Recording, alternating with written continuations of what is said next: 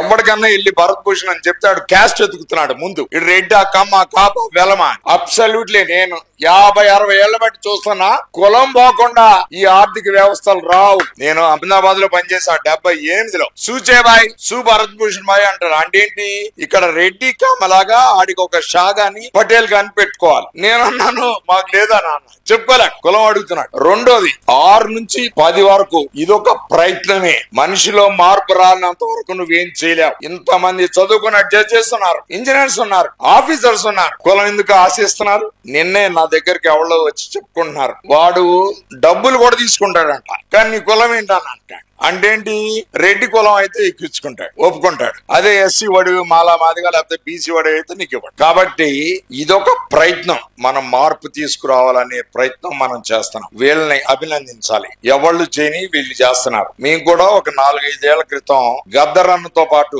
ఉన్న మహేష్ అన్న వీళ్ళందరితో పాటు మేము చాలా మీటింగ్లు పెట్టాం. ఆ గద్దరు అప్పుడు ఆ ఫ్లాగ్ పట్టుకొని, కాన్స్టిట్యూషన్ ఇది పట్టుకొని అశోక హోటల్లో ఎన్నో మీటింగ్లు మేము పెట్టినాయి. ఇప్పుడు ఇన్నేళ్లు పట్టిందని అంటే వీళ్ళు చేస్తుంది. It will take time, but one day it will give the fruits.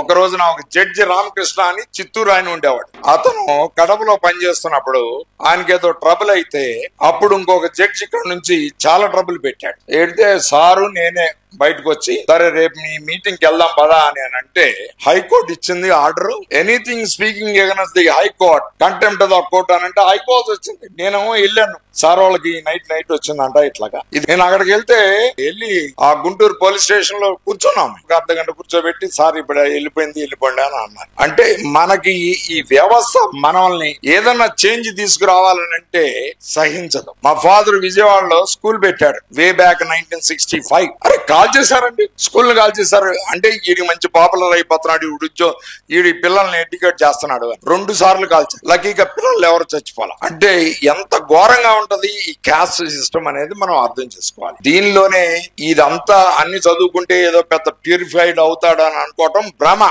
కానీ ఇది ప్రయత్నం. ఈ ప్రయత్నంలో నేను అప్రిషియేట్ చేస్తాను వీళ్ళిద్దరిని, అశోక్, నేను, అంజన్.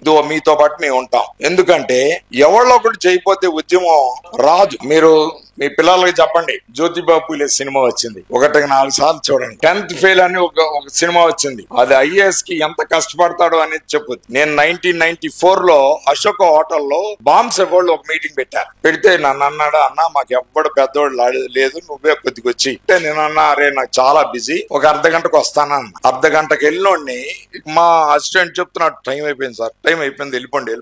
అసలు ఆ ఉన్నవాడు చెప్తుంటే జ్యోతిబాబు పూలే గురించి, సావిత్రిబాబు పూలే గురించి చెప్తుంటే నాకు అనిపించింది ఇంత గొప్పళ్ళ అని. 94 తర్వాత ఏ మీటింగ్ లోనైనా గానీ నేను ఒక 15,000 మీటింగ్లు బౌద్ధ స్టేట్స్ లో అటెండ్ అయ్యాను. సావిత్రిబాబు పూలే గానే ఈయన జ్యోతిబాబు పూలే గురించి తీసుకురాకుండా ఉండే పనే లేదు. ఎట్లాగో అంబేద్కర్ గురించి మాట్లాడతాం. In addition to it what is there contribution అని చెప్తాను. మనం అందరం కూడా ఈ రోజున రావటానికి కారణం వారే ముఖ్యం. జ్యోతిబాబు పూలే, సావిత్రిబాబు పూలే, వారి గ్రేట్నెస్.